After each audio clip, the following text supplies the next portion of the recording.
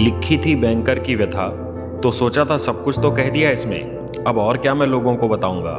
मुझे क्या पता था, वो तो बस शुरुआत थी, अभी तो और कड़ी जंजीरों में जकड़ा जाऊंगा।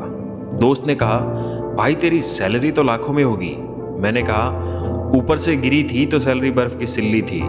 मुझ तक आते आते छोटे ओले हो गई। मेरी जिंदगी वीर रस की कल्पना नहीं, गब्बर से परेशान बसंती वाली शोले हो गई।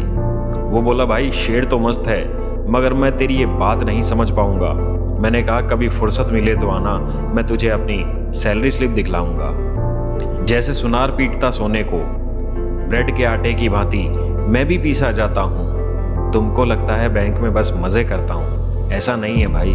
मशीन की तरह काम करूं तब जाकर कहीं बैंकर कहलाता हूँ। एक सवाल का जवाब दो, उससे पहले दूसरा सवाल पूछ लेता है वो भोला सा ग्राहक। मैनेजर के सामने चेयर पे बैठकर खुद को नायक फिल्म का अनिल कपूर समझ लेता है। बैलेंस कितना है साहब, पासबुक दे दो, लोन की भी जरूरत है। अच्छा ये बताओ, कोई नई स्कीम भी आई है क्या? मन ही मन सोचता हूँ, स्कीम की बात तो मत ही कर भाई। सरकार कभी नई लोन की स्कीम लाती है तो कभी बताती निजीकरण के फंडे। ग्राहक तो बस गालियां सुनाते, सरकार बरसाती उन जख्मों पे डंडे।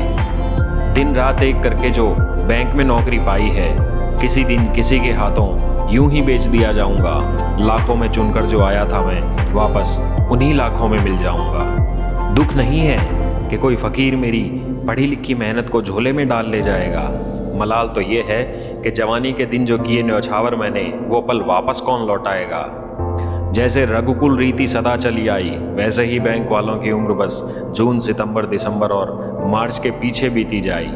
आप लोगों को बड़ा मजा आ रहा है बैंकर की व्यथा सुनने में। यहाँ चप्पल घिसी जा रही है डिपॉजिट और रिकवरी लाने में। ये जिंदगी तो लगता है बैंक के इर्द गिर्द ही गुजर जाएगी।